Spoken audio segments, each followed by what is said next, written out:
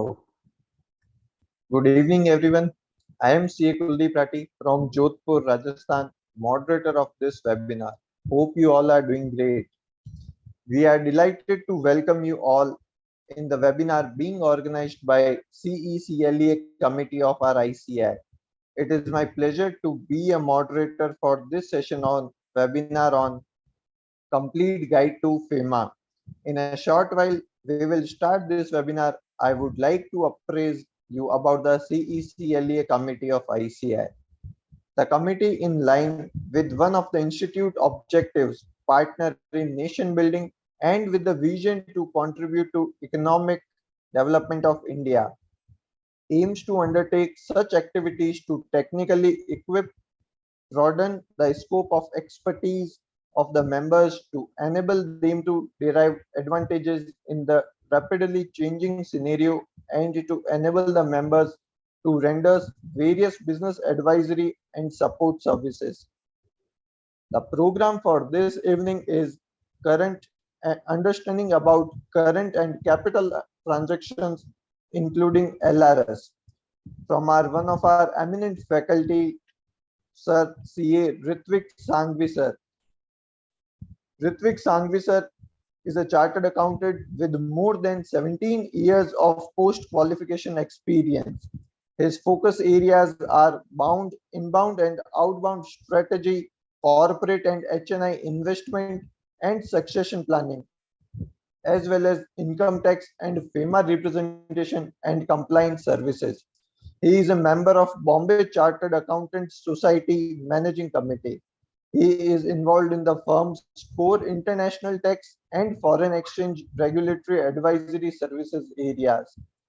He has also co-authored along with his partners a publication on digital taxation, a holistic view, as also co-authored tax withholding from payments to non-residents. Now I would hereby request Mr. Ritvik Sanghvi sir to put some light on the topic of the day.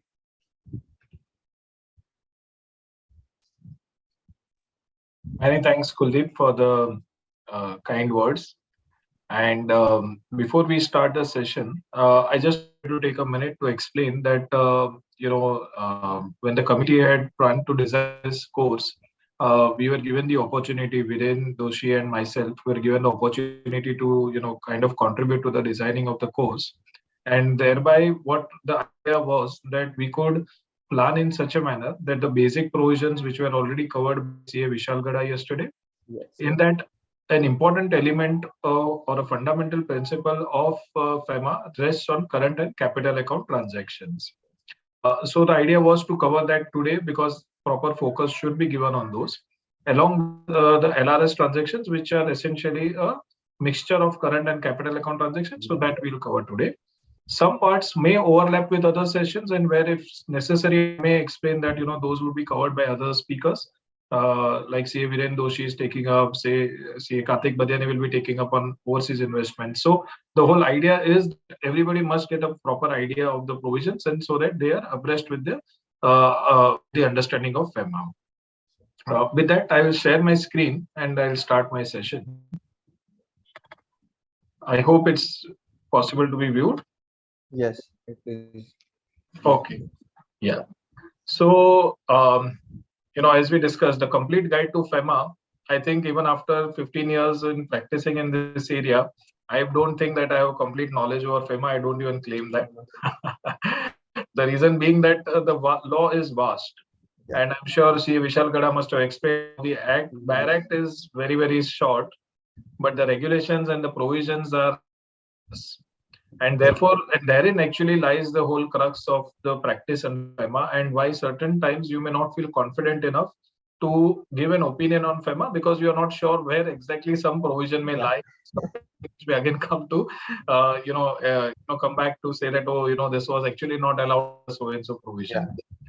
Even today we come across cases where actually our brethren only and our chartered accountant brothers and sisters who bring us cases where probably the client has missed out even after reading the master direction that certain provisions may not interpreted. And therefore, I have taken, try to bring those practical nuances in today's topic. What I would try to do is that a brief introduction, which I'm sure, Vishal Gada would have already covered it extensively. But then going into current and capital account transactions, I would like to give as many examples as possible, and then go into liberalized remittance scheme. I would like to keep it interactive. I understand this format is exactly not, flexible for, interaction. But if there are certain questions and if I can spare some time in between, I would be glad to take some questions and need support from your team to, help me share the questions at that time. Yes. Yeah. With this, let us start with an introduction, a very basic introduction, as we have discussed probably yesterday also. This is a provision which was inherited from the British government. Earlier laws were meant to control the British colonies. But because there were foreign exchange of independence, they were continued. And obviously, with India's position at that time not being very strong, it was considered that foreign exchange is a kitty which is to be controlled. It cannot be given out.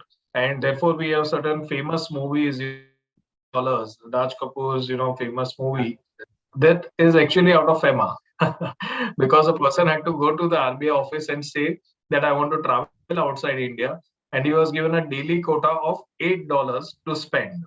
So times have changed. Today, we don't even question. We go out of India. We don't worry about how much we have spent. Yes. For a large part, large part, we as Indians don't need to bother because our foreign expenses are all covered under the LRS scheme, which is enough in a sense. So this is how, at that time FERA was considered as a scarcity. The target was that you must somehow salvage, you must not allow people to spend foreign exchange, you must control, you must regulate. And therefore foreign exchange regulation. And obviously that impacted over the years. Our growth was stagnant. In fact, it reduced because we were not allowing foreign exchange to go out of India, neither foreign exchange to come in India. Was also therefore conversely, felt that, how should a foreigner invest in India if his money is going to get stuck in India? From there, we have obviously, these excessive regulations led to the FEMA Act.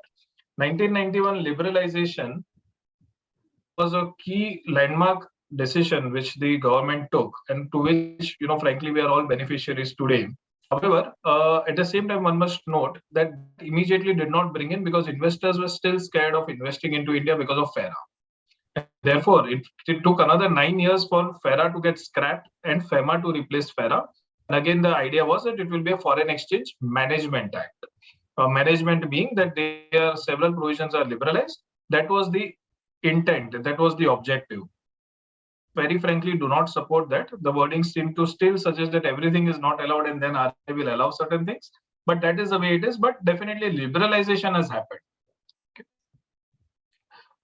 We already discussed FEMA Act is small. Unfortunately, a change in mind is required. Today also RBI considers that foreign exchange is still its kitty. It still believes that the foreign exchange reserves that it holds, one must understand that foreign exchange reserves are a liability for RBI. It is our own funds which they have taken away and they have told us to convert into INR. Therefore, foreign exchange reserves are built up.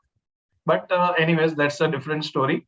Now, what was earlier not possible under FEMA was criminal prosecution. There was always an offense which could be compounded, and only the most stringent of violations where enforcement directorate would come into play. Unfortunately, that has changed since 2015 under the objective of bringing back the black money stashed abroad. Several amendments the income tax laws, we had the Black Money Act which was brought in, but parallelly FEMA Act was also changed and sections 37A, and there were certain amendments made in section 13 which I will take up later also. But one must understand now there are certain provisions which are now given a lot of power to the enforcement directorate to seize assets in India wherever there is any violation under FEMA. Now there are certain exemptions given up to 1 crore and so, but what the underlying philosophy is that now we cannot deny, we cannot afford that FEMA is an act to which we do not comply. In particular, when it comes to us chartered accountants, it must definitely be noted that as auditors also the responsibility has extremely increased. We all have heard of stories of where auditors may be harassed or auditors may even be investigated upon for some actions which are done actually by the businessman. But now, more and more, the issue is coming up that FEMA also is an important law which has to be considered. Up till now, people are looking at other laws and probably not paying attention to the provisions of FEMA.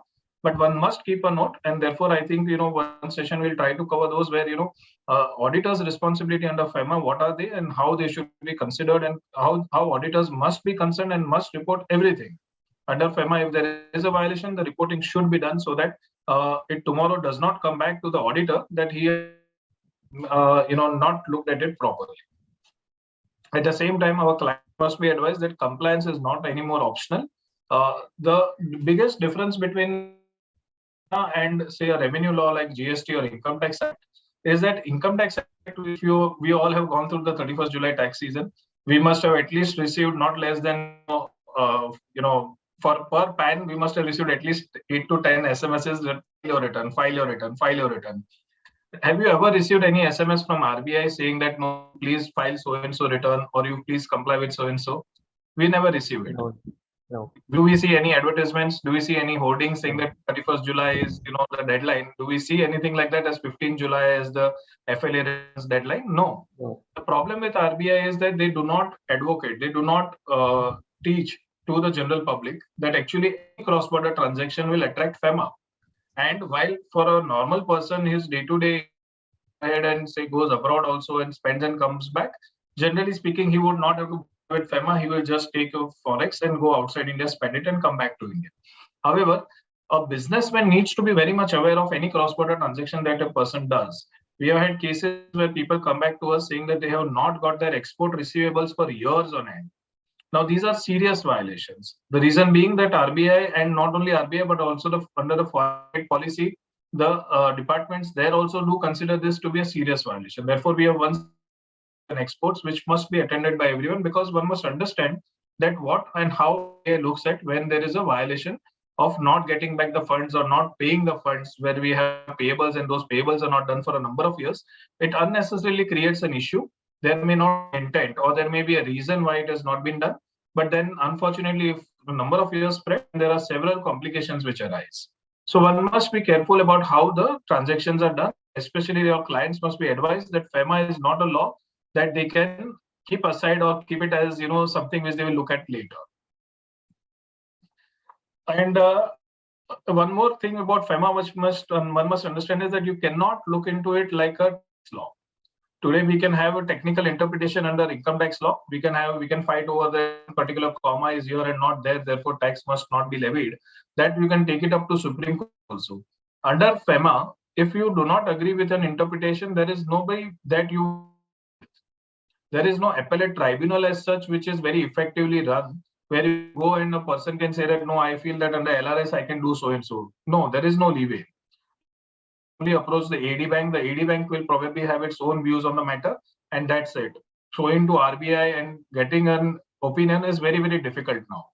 And on top of it, the language is not a legal language. It is loosely drafted.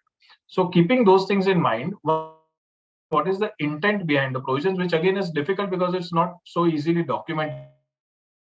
So one must be careful about one steps which they take.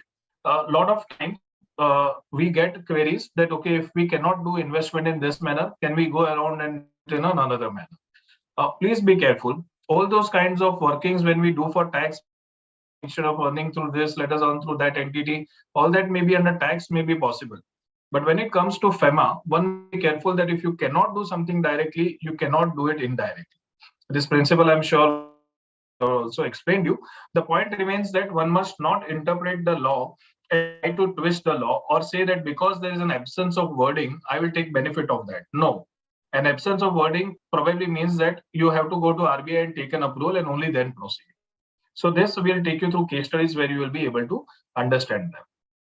As far as certain principles which are concerned, I would like to take those principles because they are the base of what we deal with and when we deal with FEMA, and particularly in my session today. They are based on person and transaction. These are the two major elements which one must look at, whether that person is a resident or non-resident, whether the transaction is a current or a capital account transaction. Residential status case studies and I'm sure the explanation was taken up yesterday, so I will not deliberate on that. But one must bear in mind that for a resident, when it is between two residents, it is not that FEMA covers them unless it is an overseas transaction. Because then again, even though there are two residents, their transaction is overseas, therefore you have to look at FEMA. Otherwise, between me and Kuldeep, we transact today within India, there is obviously no requirement for FEMA to apply. At the same time, when it comes to between two non-residents, they don't have to look at FEMA at all, but they do have to look at FEMA if they are looking at for an Indian transaction. A lot of times, NRIs have a belief that I'm dealing with another NRI for my immovable property in India. How does it matter? There have been questions that an NRI who owns a property in India, they would say that I'm giving it on lease to another NRI and I will receive the rentals outside India. Please bear in mind that's not allowed. Therefore, it becomes a transaction which comes under FEMA's purview because even between two non-residents, it is with relation to an asset in India. The rentals have to get into the NRI's NRO or an NRE account, and only then he can remit it outside India. A specific remittance exemption is available. So these are the kind of transactions one must bear in mind and how they apply in the FEMA. Again, there are certain exceptions as there are as many rules as there are exceptions. Foreign branches and overseas GVWs are still under FEMA, even though technically they are resident. Sorry, even though they are technically outside India, but still they are mandated by under RBI. And similarly, for citizens of certain countries, FEMA still applies even though they have turned resident. Yeah, because it relates to immovable property, which CA Viren Doshi will cover in detail. Now, coming to our subject matter of current and capital account transactions, what exactly do they mean? And please let me know if I'm going too fast. Kuldeep, is this fine? The pace is fine and we can proceed this way? Yes. Okay. So, how the law regulates these transactions? One must go first into that how does it operate? And that must have been explained by C. Vishalgada yesterday, is that these provisions are regulated by the government and RBI, but they're enforced by the enforcement department. Enforcement directorate what actually enforces them. Therefore, RBI does not go and catch hold of people if they are violated. They only do the compounding of transactions. They don't go after people that know you're violated, I'll catch. So they are not here to, in a sense, enforce the law. They're here to regulate. Okay, these are the regulations, these are the provisions. You please abide by them. We will change them whenever we want to, but you be careful and you abide by them. That's all. Then comes the two main provisions, Section 5 and Section 6. Section 5 says any person may sell or draw foreign exchange to or from an authorized person if such sale or draw is a current account transaction. Section 6 says 6.1, any person may sell or draw forex for a capital account transaction subject to sections 6.2 and 6.3, where powers are given to RBI to prescribe, regulate, prohibit, or restrict transactions. At a first reading or a first glance, one may feel that there is no difference between Section 5 and Section 6. Section 5 is also allowing me to do any current account transaction. Section 6 is also allowing me to sell or draw forex for a capital account transaction. But the subject to is the most important part of Section 6. The powers are given to RBI to prescribe, regulate, prohibit, or restrict transactions. Out of that, those powers, certain powers have been taken away by the government and now being issued by the government, essentially our non-debt instrument rules, which are issued at present covering FDI and immovable property. Overseas investment rules are expected. The draft ones are out. Maybe they will come in some time. The point remains is that government and RBI, they are looking at those powers under which you can do certain capital account transactions, beyond which you cannot regulate them. So beyond which you cannot exercise or you cannot actually do certain transactions of capital account transactions. You cannot do unless you abide by those regulations.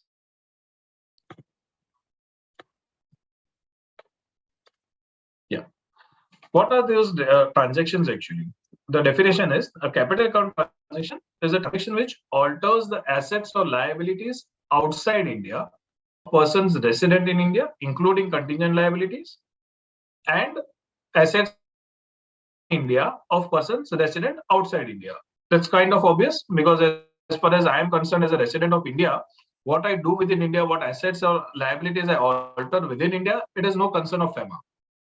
But as soon as I do an alteration of my outside India, that is when FEMA kicks in. And current account transaction, in a sense, is a simpler. It just says that you have to look at the transaction other than capital account transaction is a current account transaction. So what happens is that we need to then distinguish between the capital and current account transactions. That distinction is a very important part. Before we go there, one must also understand other provisions of FEMA also are relevant when it comes to capital and current account transactions. Section 3, Section 4, Section 7 dealing with export of goods and services, and Section 8 realization and repatriation of foreign exchange. All these provisions are very important. So one must bear in mind that once when you jump to any kind of query, you may look at the act first, because Section 3 itself prohibits dealings in foreign exchange except through a person who deals in authorized to deal in foreign exchange. We had a query once, somebody had told us that, do I really need to go through AD Bank? I'm getting a facility outside India. I can directly invest from there. Can I do it? Then we had to tell them, no, you have to go through AD Bank. Only then you are allowed to do your investment outside India. So that is the regulation. But Section 3 is what actually we miss out. We leave apart because the act is small. Let us once read, let us keep it aside. No, you may have to refer to the act. You may have to refer to these main provisions. Now let us put up simply what does Section 5, what do Section 6 say, and read with those regulations, how are they drafted. If we look at it, then current account transaction, simply put, is everything is permitted unless prohibited. The current account transaction rules say that everything is permitted unless prohibited. The reverse is the case of capital account transaction. Everything is prohibited unless they permit. And therefore, the point which I mentioned earlier, that if a regulation is absent or silent on a certain, does not mean that as far as capital account transaction is concerned, that everything is allowed. If they are silent, then you need to go to RBI. If your issue is not getting covered, you have to seek an approval and then proceed. Obviously, this is the legal position, but the reality is different. As far as even current account transactions are concerned, it's not so simple to say that everything is permitted, because government has the power to regulate the current account transactions, through which they have actually rules. A branch of that is actually the liberalized remittance scheme. So you must understand the analogy through which it goes. Section 5 allows everything, but then it says that also the government has a power to regulate. Government has exercised that power by bringing in the current account transaction rules. They have actually hardly changed. A few changes have been made, but 2000 transaction rules have almost remained the same. The liberalized remittance scheme has come actually by way of a notification, and which in a sense is now allowing a lot of the current account transactions which are happening otherwise through current account transaction rules. What was happening, a lot of those things have got subsumed into the LRS, which I'll again take up in my later part of this session, where I'll explain in detail. As I already explained, RBI had powers to regulate capital account transactions, all the transactions, but then now government has taken over the powers for transactions other than that. That is why we have the non-debt instrument rules, which have come from the Finance Ministry. If you look at the, it is the Ministry of Finance which has issued the non-debt instrument rules. While debt instrument rules, if they are there, then that is RBI has the power.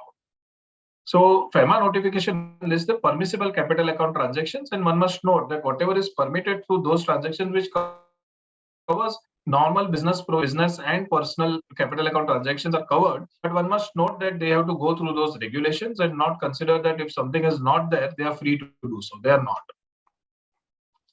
Now, coming to the major issue is about the difference. How do you distinguish between a capital and current account transactions?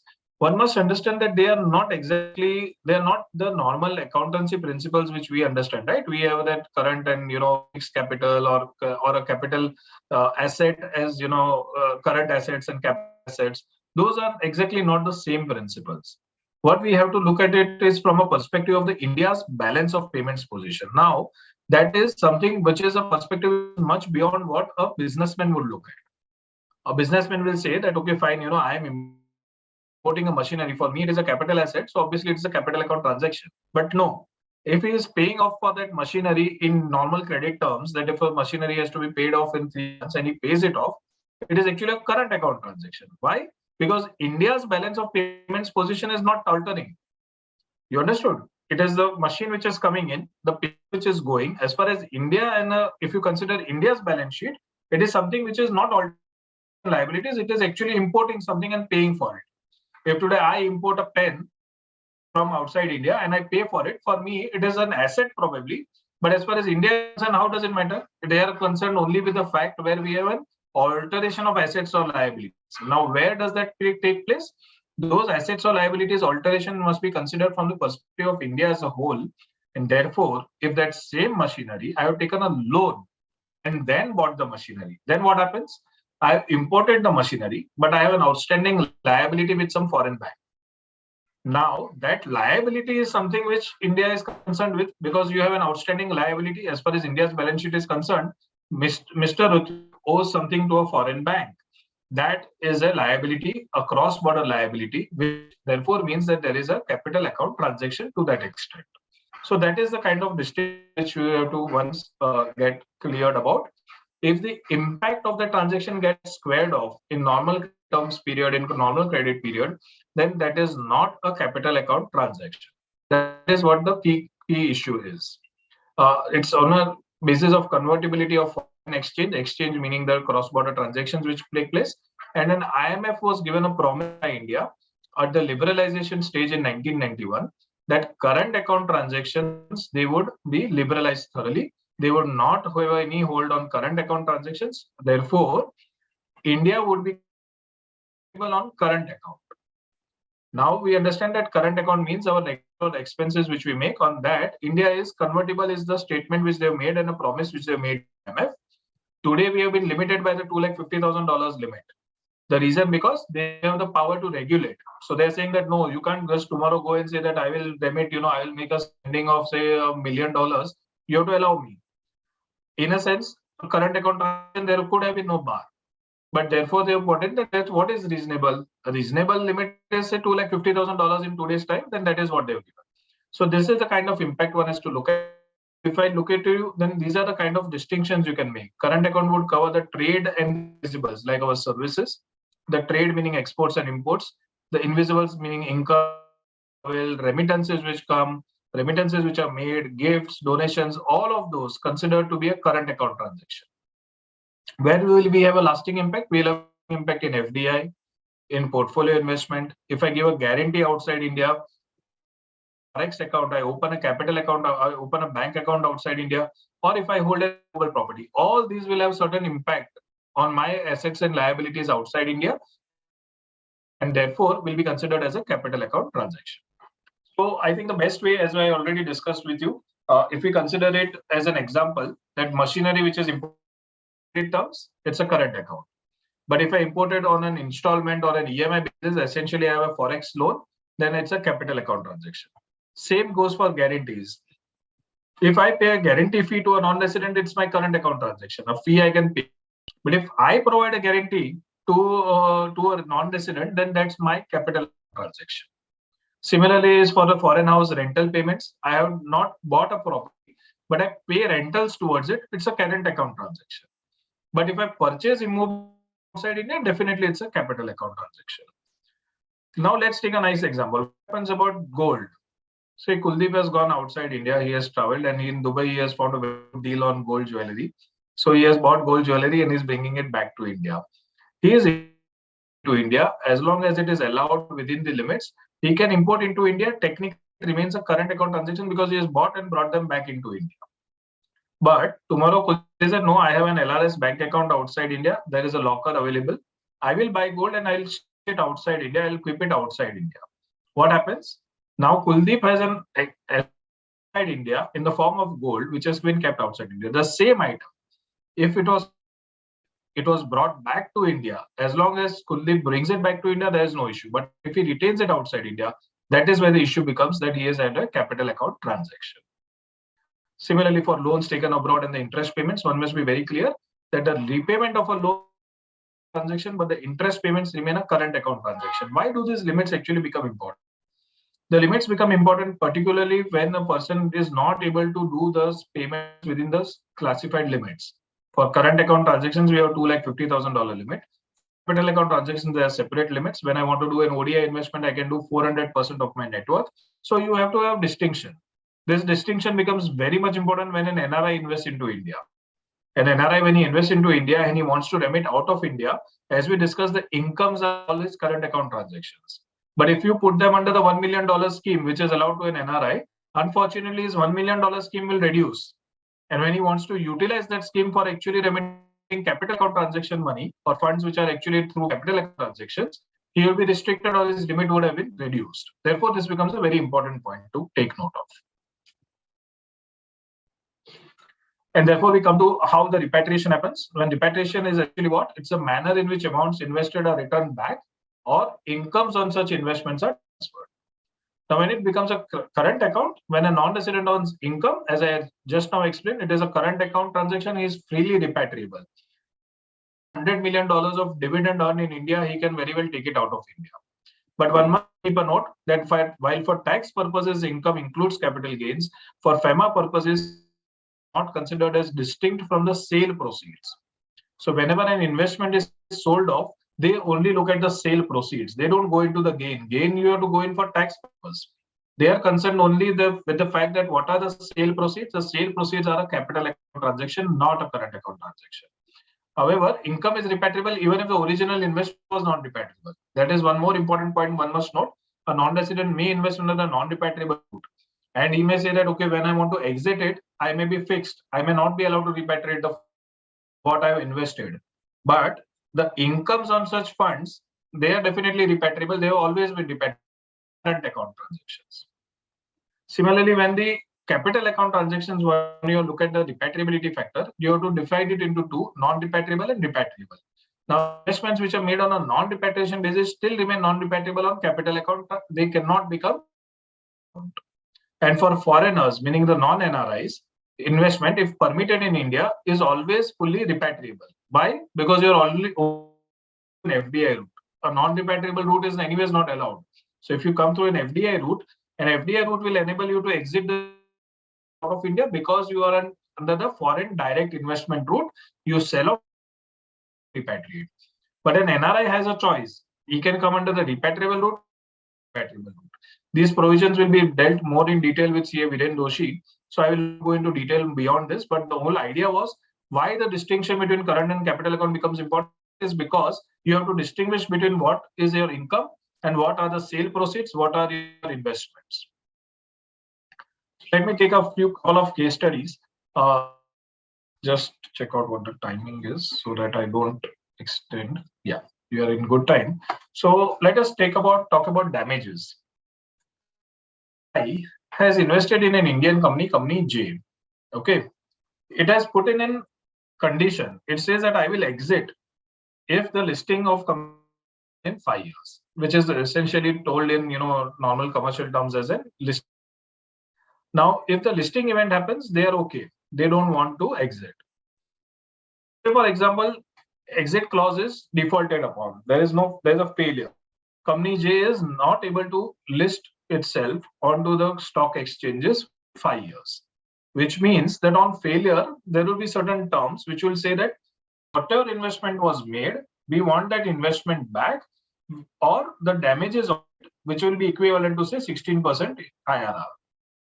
Now it has defaulted on all the obligations, and therefore what has happened is that there will be, say, generally speaking, in these commercial terms, an arbitration which happens. And once there is an arbitration, the matter would go to arbiter, and then the arbitral award would be given. In many of the commercial arrangements and commercial agreements, you will today see that an arbitration is generally held in, say, Singapore or certain cases in London. The reason because the foreigner does not want to deal with the arbitration proceedings within India, they prefer to keep it outside India. That's commercial. Now today, even arbitration within India is a huge practice, and there are many who are doing it. The point remains is that wherever the arbitrator gives an arbitral award and say it is in favor, and there is an enforcement from the High Court on that, because these are the legal steps which one must undertake, what will happen is that there will be damages which will be payable by J to company I. Now let us understand. The term damages is essentially a payment which you are making to the company which has invested, and the damages are in lieu of the default that you have made for certain obligations that you are bound to undertake as per the contract. So therefore, those damages are actually current account transactions. They do not become capital account.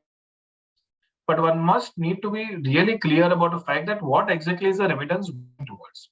Certain times the remittance will be termed as damages, but actually they are nothing but an account of transfer of the shares. In such cases, actually there will be a capital account transaction. So what happens is that they agree that fine, we are not able to actually, listing event has not happened. You have defaulted on my investment. I want an exit. Now, after going through the whole process of arbitral award and everything, if they agree that no, we actually want to exit through transfer of shares, it remains a capital account transaction, and therefore the wording of the arbitral award becomes very, very important. And therefore, where there is a clarity that there are actually not being a sale or a transfer of shares, but the damages which are being paid, we have several High Court decisions that say that FEMA violations, there may be a violation. Under the FDA route, may have been violation. The person has demanded that he will require certain rate of return, which is not allowed by FEMA. The FDA session will take care of those issues. So when one must take note of that. Generally speaking, a foreigner really wants is that he is giving a quasi debt and not capital. In certain cases, you will see that FDA will come in with so many conditions that it in effect acts like a debt. Then that is a debt and an ECB and not an FDI, because there are only two baskets, ECB or a debt and FDI. Now, if say for example there are violations due to that, that does not stop the person to pay the damages. And therefore, what has happened is that whenever there are FDI violations, the person who has violated to High Court and says, "Arey, I have violated law. You don't allow me to remit the funds." Anyways, he doesn't want to pay. So he'll say, "I don't want to pay the damages, but there are, even if I want to pay, how can I pay? There are FEMA violations." And High Court has held in several decisions that FEMA violations are a separate issue that RBI will take care of. You may have to pay to RBI, you may have to do whatever you have to do for that. That does not mean that your damages are not payable. FEMA violations, if any, still need to be regularized and that's a separate story. But the fact remains is that if damages are payable under current account transaction rules, the damages are supposed to go out of India without any restriction. So this is one important element of two things can get easily mixed up, and the wording of the damage or the arbitral award is very important, and one must take note. Let's take another example. So Mr. R has inherited several assets in India on demise of his parents. It is agricultural land, investment in shares, and investment in residential property. Loss is $150 million. Now, there are two issues on this. Can Mr. R hold on to his assets in India? And if Mr. R wants to remit the proceeds of inherited assets out of India, how can he do so? Here again, one must look at the fact that inherited assets can definitely be held by R in India. That's an issue. Biren will probably explain you in more detail that agricultural activity cannot be undertaken, and then double whammy under tax, which I'll leave it for him to explain. The point I'm trying to make here is that the income from the inherited assets is a current account transaction and freely repatriable. Sale proceeds from inherited assets, however, are only repatriable up to $1 million under the $1 million scheme. There is a remittance facility available for an NRI to up to 2 immovable properties. The sale proceeds can be remitted out of India. However, those assets have to be supposed to have been bought through foreign exchange brought from outside India. So an NRI who invests out into India into immovable properties, he can exit and take away the whole of the sale proceeds, even if it may be $3-4 million, maybe extends beyond $1 million, doesn't matter. He can remit it. The problem lies in the fact that he cannot remit it because he has not invested, he has inherited, and therefore he gets stuck under the $1 million scheme. So here in this kind of an example, a poor person will take 50 years to fully remit his proceeds out of India, and these are his inherited assets. So what can he do? Can he remit all at one go? One would have to apply to RBI because this becomes a capital account. At the same time, the $1 million limit which has been given to NRIs as a facility, it cannot be allowed to him to go through the whole 150 years. He cannot wait. And therefore, it would make prudence for them to apply to RBI, give the logic that how they are disconnected from India, and if RBI allows them to remit more over a period of time or at one go, and how they can remit and get over it. Otherwise, at present, there is no law which allows them to remit out of India. This becomes a concern because the person who is now probably disconnected with India feels that these are my funds. How can you lock my funds? I have inherited them. How can you actually block? How can the government of India block my funds? But that is the law. That is the law in India that you are allowed to remit, but only up to $1 million. Then coming to the fact about remittance to an LLP. So say for example, Mr. A is an NRI holding 10 properties in India, permanently set. Now he wishes to sell all his immovable properties and remit the funds to UAE. And his properties are worth say $100 million. Today, nowadays, it's possible. If you try to buy, few properties in Bombay, it will cross, in some time. Now, if he wants to do it through the $1 million scheme, again, 100 years to shift all the funds. So what if he forms an LLP in India? The properties are shifted into LLP, taking care of the tax liabilities. We are not going into that. The idea is to explain you the FEMA issues. LLP sells those properties over the 2-year period and then remits $50 million each because they're saying it's a share of profit. Can that happen? Is it allowed under FEMA? This is where a recent news article one must look at. This was as recent as I think July, and banks have started questioning how are you transferring the funds. So what has happened here is that NRIs try to say that no, we are actually having an LLP profit. LLP profit is a current account transaction and income of an NRI from an LLP in India allowed to be remitted out of India freely without any limits. So can they say that they are they exceeded the $1 million scheme? No, $1 million scheme only capital account transactions. So can the NRI say that these are my profits? I am freely allowed to repatriate. Is it okay? In my view, conversion is happening here of a capital account transaction into a current account transaction, and that may not be considered as bona fide. If a person had already invested through an LLP into properties and they would have leased them out and they would have earned certain earnings, and those earnings are being repatriated out of India as profits, I don't see any harm in it. But here, a person actually wants to, get over the $1 million scheme and therefore get out of this issue by creating an LLP and letting it out of India. One must bear in mind that remittance of assets to NRIs becomes a very big issue. We handle so many such cases where a NRI and they are stuck because they have got $250,000 limit and NRI has got a $1 million limit. And therefore, it becomes a very crux, an issue where sometimes you may be logjam because those limits you cannot go beyond it. And as I already explained, cannot be done directly, cannot be done indirectly. You may get fancy solutions, you may get certain ways around it, and this LLP route could be one of those kind of cases. But one must bear in mind that RBI looks at it from a substance perspective, not from a perspective that, oh, you are turned in accounts as a profits. Okay, fine, I'll not look at it. As you can see here, banks have started questioning where is the source of those profits, how those profits have been formed. If those profits have been formed from, say, the example which I gave of, say, a sale of assets, it's a capital receipt. Now, whether the banks is allowed to do so, there is no exact law in this. I can very well claim that my profits are current account transactions. I should be allowed to remit them. However, one must bear in mind that even beyond law, RBI goes to say that if something is not bona fide, they may not allow it to go through. Again, in the example which I gave, one must also be careful. LLP should not turn into a real estate trading business. If that's the case, in any case, it's a prohibited business. So, what example I wanted to give was that converting a capital account transaction into a current account transaction, which is not bona fide, may result into issues, and therefore you may come under the scanner by RBI. I have finished on the capital account transactions and current account transactions here. I hope I was able to explain properly. If there are any questions, I can try to take here right now. Yeah, there is one question we received from Mildur Cherin 7 from Kochi.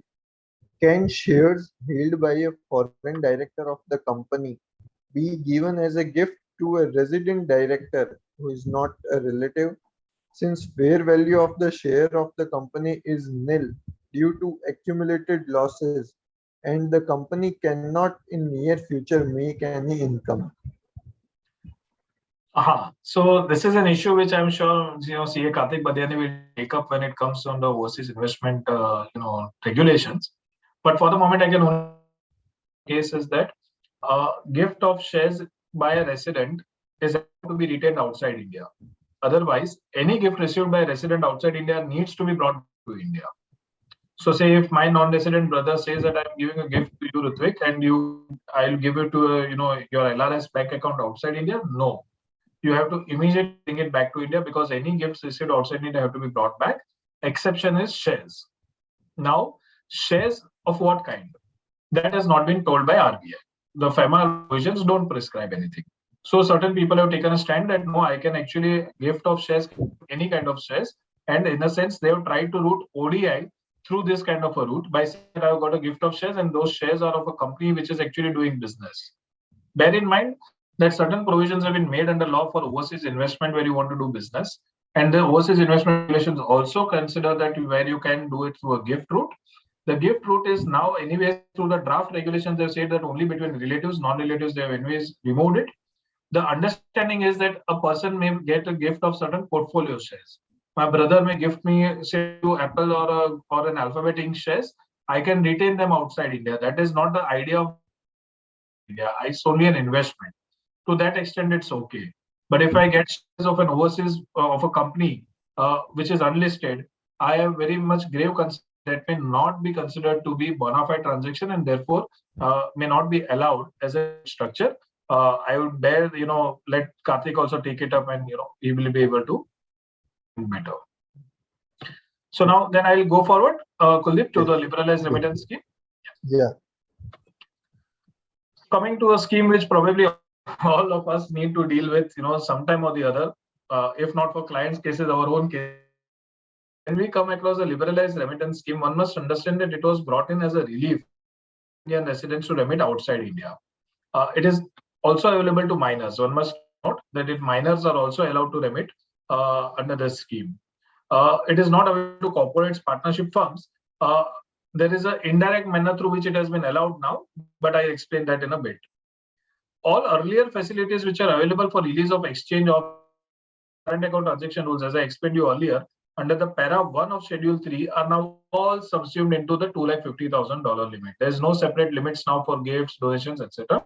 It is $250,000 per financial year that can be remitted outside India. Since 2004, this is there. The limit has progressively been increased. In fact, earlier it was in $25,000 limit, and then it has progressively increased to today's $250,000. And since 2015, the limit which has been increased has stayed there. We understand that RBI is not interested, or the government is not interested in now even increasing it further. Representations were made that there has been so many years and the inflation and all that considering, one must allow, but that hasn't happened. Why it has not happened? Because you can see here the progress in the liberalized remittance scheme. How many remittances have happened over the years? You can see the growth. It has shot up by after 14, 15. It has shot up to a large extent. It started with a few 10. You can look at your 10 million.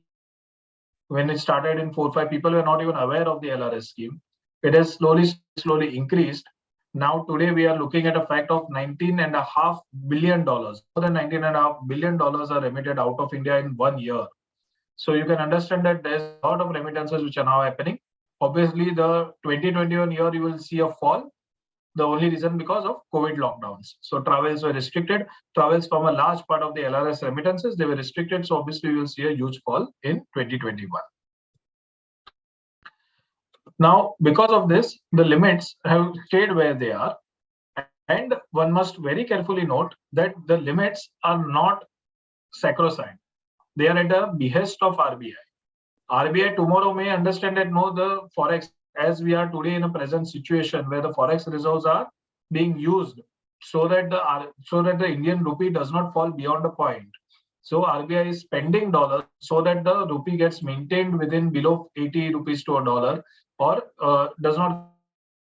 You can understand that how many billions of dollars are being spent for that purpose. Therefore, there may come a situation which had actually come in 2000 somewhere in 2013, where the limit RBI felt that the forex reserves will not be enough for the crisis which they were facing at that time. So from a $2 lakh, they came down to $75,000 limit overnight. Therefore, one must never commit. One must never be in a commitment phase. LRS must be understood that it is for a remittance purpose. You remit out of India, a matter ends. You cannot promise someone that I'll keep on committing to you at $250,000 every year. Any kind of those kind of provisions which you may do, you may land into trouble because those limits can tomorrow always be modified. First, let us look at the prohibitions and then we'll go into the issues one may face. LRS is prohibited for remittance to FATF identified countries. Only Iran and North Korea are essentially now considered there. Prohibition was earlier for Mauritius, Pakistan, Nepal, and Bhutan, which has been removed. Though FAQs are still silent about the capital account transactions for those countries. For any purpose which is specifically prohibited under Schedule 1, you must note that Schedule 1 of current account transaction rules are what have brought about the liberalized remittance scheme. So whatever prohibitions are there, those continue. Purchase of lottery tickets, sweepstakes, proscribed magazines, all those continue. For remittance margins or margin calls to overseas exchanges or overseas counterparty, one must keep a note. There are several financial institutions which try to market that you can do huge trading outside India based on margins.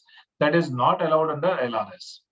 For remittance for trading in foreign exchange abroad, again that is not allowed. A lot of people have asked us that can we do forex trading? It looks very lucrative because of the advertisements which are being made. beyond the point that it is highly risky, the fact remains that under LRS, they are not allowed, because the LRS idea here is that it should be for a remittance purpose. The limited investment purposes which are allowed are only for non-speculative transactions, not for speculative transactions, which may happen because of the forex trading involved. For remittance directly or indirectly to those individuals and entities which are identified as posing significant risk for terrorism, obviously that is not going to be allowed. And for purchase of FCCBs issued by Indian companies in the overall reason is that you can invest through India. Why are you doing it outside India? A resident individual will not be allowed to do that under LRS. There are exemptions for IFSC, which I'll take up later. The most important point one must note is that remittance must be out of the funds belonging to the remitter. Now, what does that mean? That means that if today I am able to get only $1 lakh of LRS under LRS, my capacity is only of $1 lakh, then I can only remit $1 lakh. I cannot go to the bank and say that, no, please lend me the funds so that I can remit. No, that is not allowed. What about if I receive a gift? If my wife gives me a gift and from those funds I remit outside India, one must note that it should be clearly your own funds. It should not be essentially a loan fund. It should not be that you are trying to transact out of somebody else's funds. As long as it is not there, then gift becomes my own money. Once it has become my own money, I can remit outside India. There is no prohibition in sending those funds. One small point one must always remember is that in gifting between spouses and certain other relations, clubbing provisions get activated, that income tax law, which a lot of people miss out. So one must take note of those. Those are mandatory provisions which kick in, but it's not a FEMA part, but one must keep note of clubbing provisions. Now, what cannot be out of funds? The master direction very clearly says that banks are prohibited from providing credit facilities to facilitate capital account remittances under the LRS scheme. What does that mean? It means that for current remittances, there could be a facility for getting a loan from an AD bank. This is already in the norm.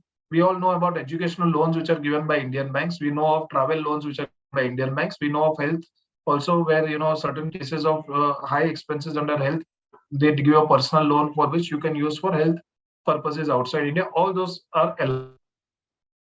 FAQ 16 also very clearly clarifies that credit facilities are allowed only for the current account remittances, and therefore you can go ahead and do for current account but not for capital account. What was the position before LRS? They were under the current account transaction rules as we discussed, and under Schedule 3, the government permission. Other than the above transactions, no transaction restriction or limit was under any current account transactions. Now they are sought to provide restrictions on only certain transactions which are erstwhile there. There were certain transactions which were noted and beyond which otherwise there was no restriction at all. But what their idea was that capital account transactions are restricted. So then let us give a relief to a person to what he could not do under capital account transaction. Let the LRS give a relief for those purposes. Now that has become an whole topsy-turvy world, because both current and capital account have been brought under. There is a confusion and an incorrect application of India's clear position, because as I already discussed with you, we have given the promise to IMF that on the current account we are fully convertible, but because of LRS there has now been a limit which has been brought up. The capital account transactions, when we come to, what has happened is that there are certain let me first finish the permissible current transactions which they are allowing under LRS. They are specified: private visits, gift or donation, going abroad, maintenance of close relatives abroad, travel, expenses in connection with medical treatment, studies abroad. All these are clearly specified. The last point is any other current account transaction. In a sense, there are so many specifics, and there is one which is any other current account transaction, and therefore again the distinction between current and capital account becomes very relevant. Now, when it comes to current account transactions, you must keep a note that if you're going beyond the LRS limit, you need to take a prior approval from RBI. It is possible if the circumstances really warrant it. In fact, there is no approval required when it comes to emigration, medical treatment, and studies abroad. You have to give a self-declaration and you have to give some supporting along with it. And banks will ask for certain documentation, but you're allowed to remit. But bear in mind that only the immigration fees are allowed to go beyond $250,000, not the investments which are required. So certain countries have those several types of visas, the EB-5, the golden visa, the investment visas. All those things will require you to invest into that country, and those funds will not be allowed under LRS beyond the limit. But if there's a fee for the visa, which probably if it goes for certain, you should not heard of such, extending beyond $250,000. But if that happens, then those are allowed. Otherwise, it is mainly used for medical treatment and studies abroad. Banks are also aware of this. You file the university's letter for the fees or the hospital's bill estimate, and they are allowed to remit beyond the $250,000 limit. Earlier, there were separate limits for gifts and donations. They have all now been subsumed under the LRS limit. But one must keep in mind that gift of shares is still limited to $50,000 only. We get an issue about people saying that a resident wants to give to an of shares of an Indian company. You have to value those shares and say that only if below $50,000, you can go up to $250,000 is not allowed for shares as far as concerned. I already mentioned about you that any gift made to a resident needs to be brought. Now, what are the capital account transactions? LRS was actually brought in to give relief on capital account transactions. Me or anybody here was attending, otherwise as an individual, we're not allowed to make capital account transactions without permission. The idea was that up to that small limit of $25,000 when it first came to play, the idea was that you can do any capital account transaction you wanted to. Now the scenario has changed. There are specified capital account transactions which are allowed. Those are the opening foreign currency account outside India, purchase of property abroad, making investment abroad, which include several types of investments, acquisition of qualification shares by a director, acquisition of shares of a foreign company towards professional services rendered or in lieu of director's remuneration, investment in units. All these are covered within investments. And then finally is the extending of loans, including loans in Indian rupees to NRIs who are relatives as defined in Companies Act 2013. So these are the prima facie capital account transactions which are now allowed. This was not the position when the LRS was instituted. But one must bear in mind that other than these capital account transactions will be not allowed unless a specific permission from RBI is taken. What would be such examples? As I already explained to you, say any asset which is purchased and retained outside India, brought back into India, it could be gold, it could be art, it could be even a long-term lease. You cannot have a 99-year lease and say that, no, that is my lease and it's a current account transaction payment. No, it's definitely an action of property. Guarantees also. We forget that when you go outside India, you do business and you start to give personal guarantees. If you give a personal guarantee, you should be allowed to do so under the ODI route. If that is not allowed, then you are violating the LRS provision because you are not allowed to make such commitments. Again, what do you mean by property? Here I have noted in my second point, purchase of property abroad. A query had come to us saying that property should it include everything, so they not take any property. That is not the case. Property here means immobile property. Immobile property rules what they have brought in that you are allowed to buy immobile property outside India. Now, as I explained you, the history was that actually LRS was with a clear objective that resident individuals can emit funds for any purpose. Capital, current, combination, everything was. And to that extent, you would have a partial capital account convertibility. You have current account convertibility, which is fully there as RBI has promised to IMF or government has promised to IMF. Today, they have restricted it to $250,000, but otherwise, it was a fully convertible under the current account. When it comes to capital account, we are not convertible. Through LRS, the idea was you will have partial capital account convertibility up to whatever limit was given earlier to $25,000, today $250,000. It can be used to purchase any asset outside India without approval of RBI. Of LRS was in addition to limit under Schedule 3. This was the whole idea under LRS earlier when it was introduced. There were in fact concerns, and in fact RBI in one of the conferences had very clearly said that we are flush with funds. Imagine in those times the prices were much lower than they are today, maybe 1/5 or so, and still they were clear that no, we are flush with funds. What to do with them? You use LRS for any purpose. You may as well go and throw the funds from the Alps. We are not concerned. That was the clear philosophy under LRS. RBI governor also in his book has very clearly stated that then FM, Mr. Jaswant Singh had said that we want to allow you to go ahead. No questions asked window. You do what you want to that particular limit. We will allow you to use a forex for any purpose. However, that position changed. In 2004, this was introduced. In 2007, there was a drastic change which was brought about. They started utilizing the word permissible, current or capital account transaction. What do you mean by permissible? In a sense, it's a paradoxical situation because you're not permitted to hold even immobile property outside India. Then how do you do permissible capital account transaction? So, and finally in 2015, they came out with a listing that these are the 5 transactions under capital account transactions which you can do, which I have already explained to you earlier. So now, are all current account transactions covered under the LRS limit? As I explained to you, clause 9 of para 1 schedule 3 covers any other current account transaction. As I listed down, there are specified transactions. Last one is any other current account transactions. What happens is that technically you are putting a limit. While it is considered to be a relief, you are actually putting a limit on all current account transactions. Is that actually correct? I don't think so. Unfortunately, that is a unintended consequence, it seems to be. Because if today a businessman wants to spend, say, $1 million for a royalty, he is allowed to do so. But now the current account transaction seem to suggest that any other current account transaction is also covered under LRS limit. Does that mean that the person is blocked from doing that business? We don't feel so. Unfortunately, that is the technical wording or the interpretation which comes out of the language, if you read simply the language. Now there is a fourth proviso which they have brought out under this current account transaction rules, where they said a person other than individual may also avail facility within LRS limit for current account transactions. It's worded as a relief. Unfortunately, it is mixing up because now every person other than individual also is he actually strangulated by the $250,000 limit. We must consider this wording as a relief. And when you want to remit out of India for certain purposes, you may do up to $250,000.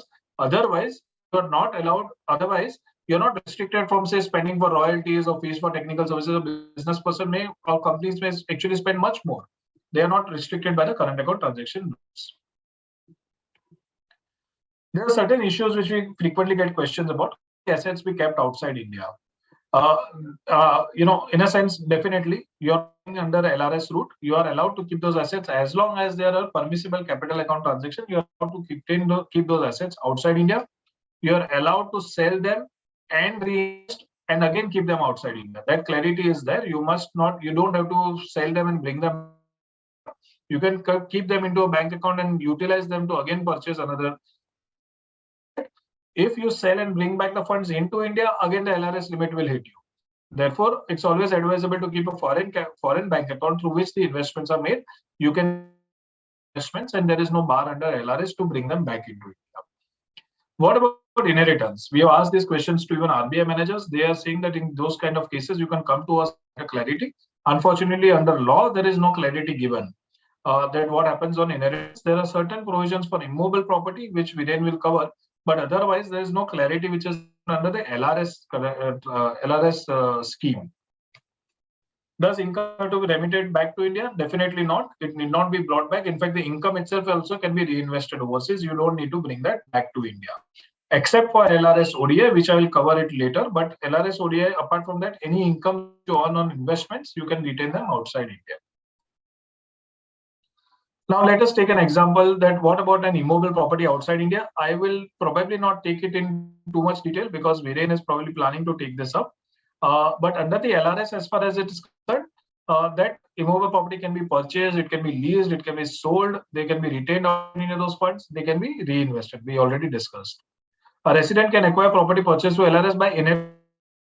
I was explaining you that there is only one exemption as far as inheritance is concerned is for immovable property. They can retain also such property outside India thanks to the revised notification 7R from 2016. However, when your inherited property is sold, it's back to India. Please keep in mind the distinction. I myself invest into immovable property outside India. I can sell off and reinvest. But if I've got an inherited property of LRS, I can retain it. If I sell that property, I have to bring back the funds to India. I cannot reinvest it. And incomes also on such inherited profits will have to be brought back. Again, multiple remittances can be clubbed for the purpose of a high value immovable property. Immovable property $250,000 limit generally falls short. You cannot invest outside India. So let's take a few case studies for that. Say Shah family intends to purchase immovable property in Dubai. Property investment is of $1 million. Can the multiple family members come together? Can such property be purchased on installment or EMI basis? Shah family can jointly purchase a property. 4 family members can get together. $250,000 each of them can remit. But they must keep a note that the property is held in joint name in proportion to investment made. Such a property agreement should clearly specify that Mr. Shah holds 25%, Mrs. Shah holds 25%, Master Shah holds 25%, and Ms. Shah holds 25%. Then only they can together hold the property. One must also bear in mind that investment cannot be out of borrowed funds in India. Please bear in mind, because LRS itself, as I explained, you cannot be out of borrowed funds. How can you invest in a property where there are borrowed funds? Must bear in mind that LRS does not allow you to take any kind of a in India or outside India. They cannot enter into any loan agreement over and above the limit. Why? As I explained to you, LRS is for a specified remittance purpose. You remit those funds, you've been allowed to invest into immobile property, fine. This was an issue which happened when these limits were suddenly reduced. As I told you that from, it was reduced to $70,000 in 2013, people suddenly woke up. They said, oh, we are not allowed to now, how will I pay my EMI? And that is when RBI said that how can you even have an EMI? Having a financial commitment outside India is only allowed under the ODI route, not under LRS. You must be very careful. LRS, you cannot overcommit. You cannot say, we have in fact seen brochures of real estate agents within India selling that you can buy immobile property on a 30% payment, 40% down payment, balance everything you will get as a loan. Please make your clients aware that that is not allowed under LRS. You can only send as much funds as you have under the $250,000 club and send, but you're not allowed to borrow and invest outside India. Now let us take an example that Mr. A, B, and C together, they want to incorporate a company in UAE through LRS, and then that company will purchase immobile property. This is a very normal format for investments into real estate property inside India. The reason is that you have inheritance issues when it comes to directly holding immobile property outside. Estate duty implications, you may have certain succession planning issues as far as investments goes into countries outside India. And therefore, people prefer to hold through a company so that the shares of the company are what are inherited by their heirs and not the property directly. Now, this was a format through which it was running fine. People actually were investing because LRS at that time that you can do in any asset outside India. There was no bar under the provisions between 2004 and to quite an extent up to 2013. 2007, they just made certain changes in language, but people went ahead and did this kind of several transactions happened like this. Unfortunately, as we had discussed with you, they came back and said that LRS limit could be used for earlier any current or capital account transaction, but changes view from 5th August 2013, they clarified that investment was not a company which does not have an operating business outside India. The investment before that was also subject to compounding, and RBI Barrio has taken a adverse say that you either wind up and bring back proceeds and then go for compounding. Now it's difficult. If you sell off that company shares, you will have a huge gain. You will pay tax in India, pay tax in that country. It's an impossible situation to resolve, but that is a stand which RBI is taking is as per our knowledge goes. Even today, holding immobile property entity is still not permitted, even after representations that it is required for that, because under the foreign countries' laws, it will be better, much better for Indians to actually have that property through a property company, but they are not listening to it. What happens to investment which made before 8th May 2007 when the word permissible was not included? Will RBI permit to hold? That only test time will tell you. You will have to go to RBI and check with them. They may come back saying that now it is allowed, but not through company route. Now remove the company. In this case, say ABC company you want to remove. It has several tax issues, stamp issues, property tax issues. So that's not very easy to be done. And one must bear in mind, even that was not allowed even before 2013. People have told us that for company borrows and then invest. No, again, that was not allowed even before. So now let us look at it. As I explained to LRS from borrowed funds, we have had these kind of cases. So therefore, let me put it into a case study format. Husband lends money to wife and wife makes overseas portfolio investment in the LRS out of these funds. As I already mentioned to you, LRS funds cannot be. But what if it was a gift? As I explained to you earlier, if it is a gift and the value, then she can definitely invest outside India. What happens outside India? They have realized, there's a mistake. So what happens? They will transfer those portfolio investments into the name of Mr. H. Can that be done? Both will enter into violations. Already there has been a violation which has been done by borrowing funds and investing outside. Again, then transfer it back to the person outside India. the person who is it, Mr. H, when he receives those investments, he is supposed to liquidate and get them back to India because it's a gift. They repay the loan. They say that no, this is a repayment of the loan. Then what has happened? Repayment of loan has happened outside India, which again was not allowed. Repayment of loan has to happen within India, not outside India. Again, what happens if, say, Mrs. W has her own source of funds and she repays on to Mr. H? The investments, can they continue?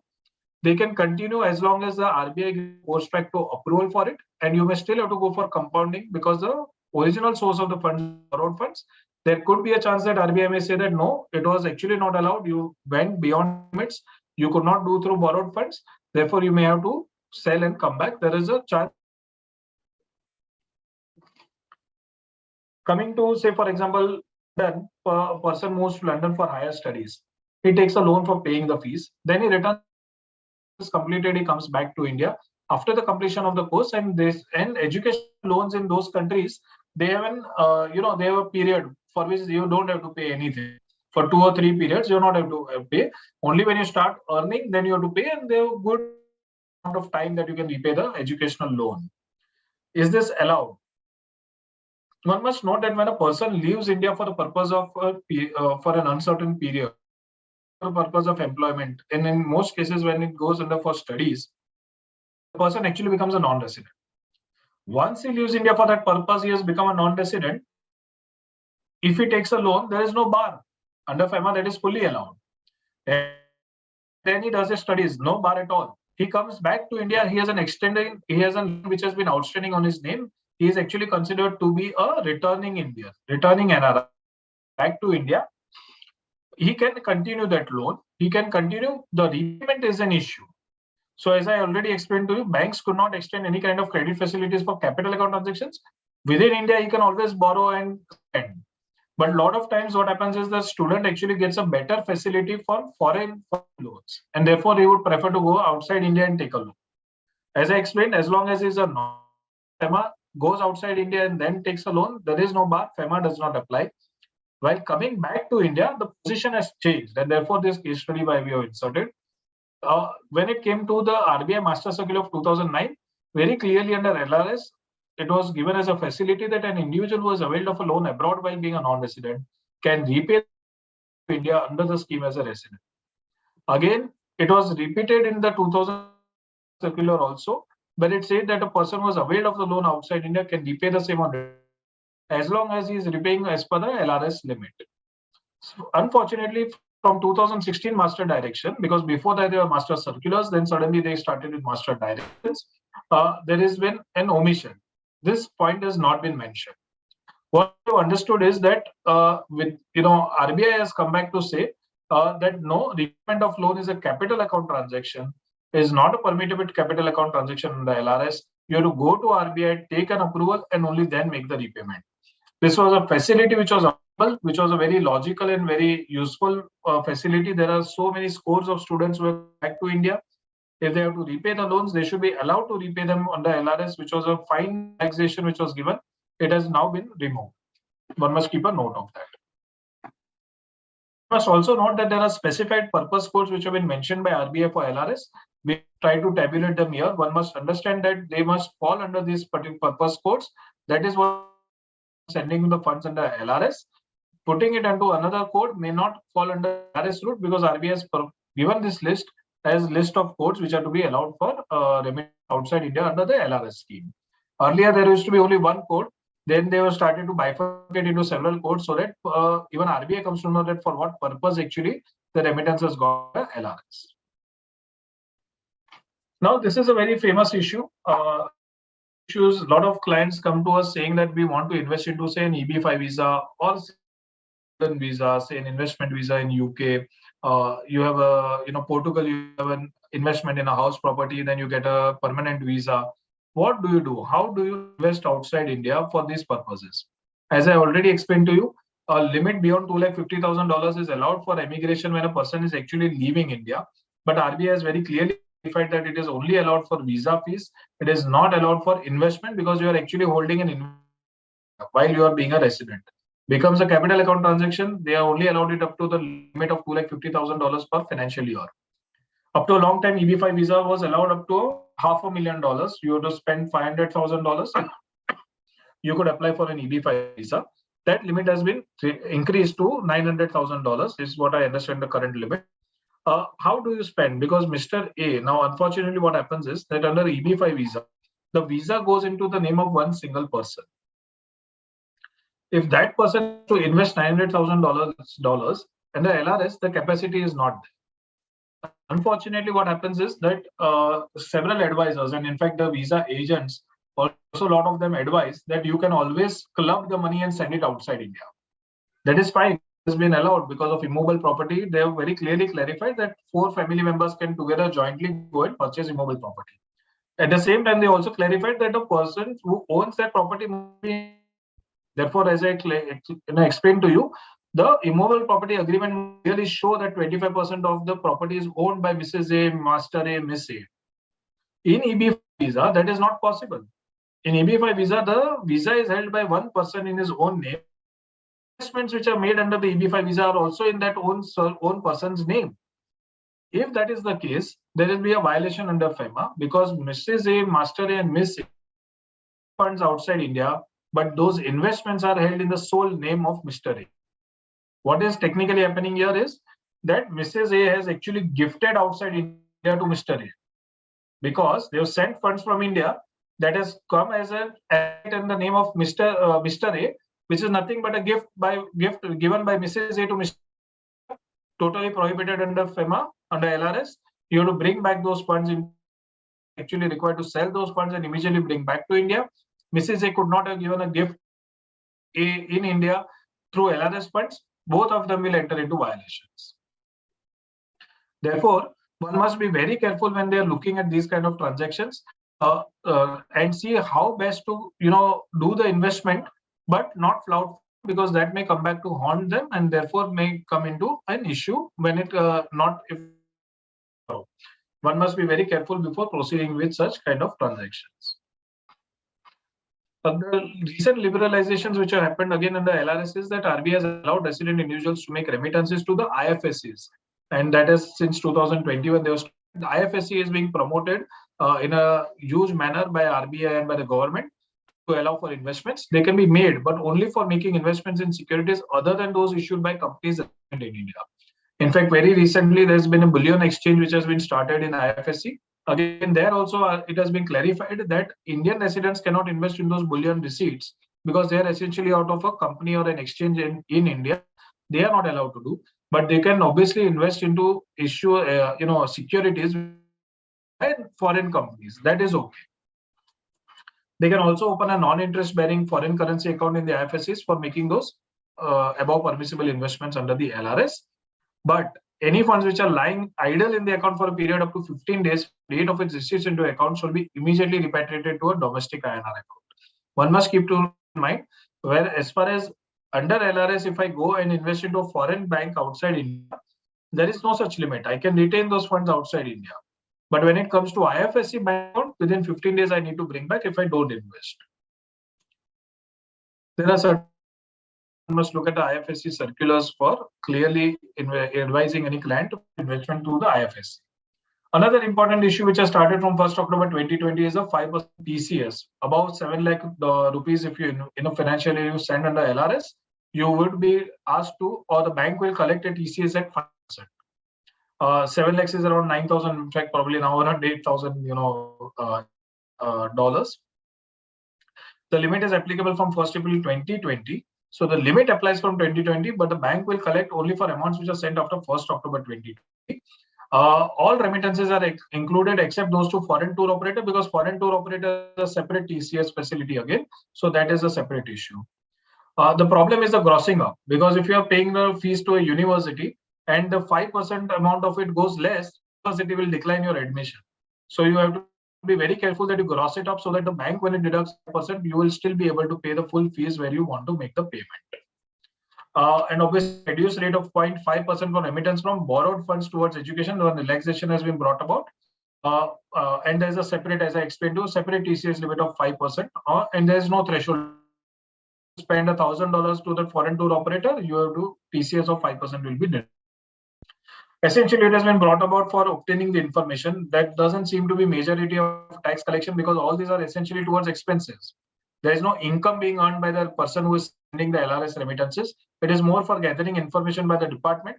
Very surprising because it's a de facto or it's a requirement that a PAN has to be given before anybody remittance. If that be the case, the information is already with the department. Why do they need this? Unfortunately, there is no reason given. There is just TCS which has been brought in. This largely covers all. But there is one more important fact on the LRS is the overseas direct investment by the resident individuals. I believe that Karthik Badiani may take that up, but because I have time, I would like to bring that and so that he is free to take up other issues under the ODI investment route. Before I proceed, if there is any important question, if you would like to take up under LRS, then I. Yeah, there are a few questions to Okay. Rashuka Jain from Bangalore. Can you please repeat the inherit part? I think the recording will be uploaded on YouTube, though we can refer there. Yeah. Nasha from Mumbai. Investment by a resident in US ETF through GIFT IFSC would be current or a capital account transaction? It will be a capital account transaction which has been allowed through the IFSC. You will have to do investment through the IFSC, but it still remains a capital account transaction which has been allowed on the LRS. So up to LRS limit you are allowed, but you can't go beyond that. Next from Aniket Borkar from Pune. Can two Indians transact in India for sale or purchase of goods, but payment will be in US dollars? Example, two NRIs come to India. They want to enter into a transaction in US dollars for assets sold or purchased in India. Can payment be made in US dollars? So let me take a example by example. I think the first example they are trying to ask is that can two Indians transact in India for purchase or sale of goods, but payment will be in US dollars. Payment is not possible to be made within India in US dollars. You can always quote an invoice in USD. You can say that I'm quoting in USD because probably I'm importing that material and that pricing depends on, it probably changes say on a day-to-day basis. So certain industries you may require to quote in USD. You may quote in any currency, but the payment has to happen in INR because you're transacting within India between two residents. When it comes to NRIs, again, the problem arises that if they want to do transactions in foreign exchange for Indian assets, they will have to credit those amounts into the NRO account in India. NRO account will probably not allow you to credit dollars because again, the asset is within India and you have to bring that India. As I already explained, the NRIs cannot receive the funds outside India. They have to perforce the funds into India, pay the taxes due, and then the seller can remit it out of India as per the $1 million scheme. Next from Mazhar Alvi from Lucknow. Could a resident may make a remittance under LRS to open his bank account abroad? Yes, I already explained that. Can open a foreign currency bank account outside India. That is clearly allowed under LRS. Venkateshan from Mumbai. A and B are brothers and both are resident in India. A holds share worth USD 200K in a private company incorporated in the US. Can A gift those shares to B? A invested in these shares under the LRS. Okay. So what I understand is that both the persons are resident of India, relatives, and Yes. A holds shares outside India. Wants to give to B. Company. So there is a clear clarification by RBI that outside India of LRS funds to another resident India. You want to give gift, then you give gift in India. But shares, you are not allowed to give gifts. If the shares are given as a gift, then Mr. A will enter into a violation. B will have to sell those shares and bring them back to India, all the funds. And both will enter into a violation, unfortunately. Okay. Next from Aniket from Pune. Yeah, I can also see that. I think it's a query on export of goods or service regulations. I would Yes. prefer that, we have, Mr. Ajit Shah will be handling that. Okay. I would suggest if you can take up that. Okay. Would foreign currency bonds purchased through IFSC be permitted? To my understanding, IFSC has certain regulated investments which are possible for resident Indians if they are allowed. I personally not go through that whole list. I don't recollect right away that whether foreign currency bonds are allowed. But as far as IFSC has a specific list for residents who can invest into through IFSC into overseas securities, if they are allowed there, then I don't see any harm. But that list is available online. You can just check up and get that idea. Okay, we have done with the questions. Okay. Then I'll take up the part about the investment by resident individuals. One must note there are two provisions. One is an investment into shares as portfolio investment. One must make a clear distinction between portfolio and overseas direct investment. Portfolio where you don't have any control or say. If today I own 10 shares of Alphabet Inc., I am not going to be able to tell Google that you don't invest in China, invest in India. No, I don't really say. So it is only a portfolio shares. But when it comes to overseas investment, again, because of representations made, earlier what was investments being made because of the 2004 circular of LRS scheme saying you are allowed to do anything, a lot of people had invested and were doing business outside India. Then in 2013, when they say that no, you could not do business outside India, they say that, okay, fine, we'll allow you to do, but with the set conditions.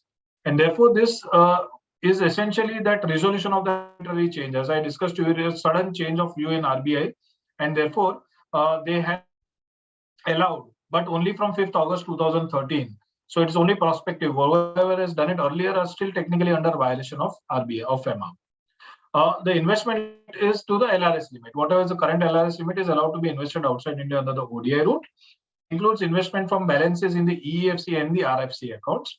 It can be made singly or in association with other individuals or with the Indian party. Indian party is a term which is used by the overseas direct investment regulations. You'll be later on hearing from the expert on that. So that is what essentially you can get together and also invest outside India. The problem, the one is that you can do only for bona fide business. That is very clear. Even overseas investment regulations allow you only for bona fide business. What is has not been defined. And therefore, the RBI takes liberty to define that term as it wishes. And we will see a case where that comes up as an issue.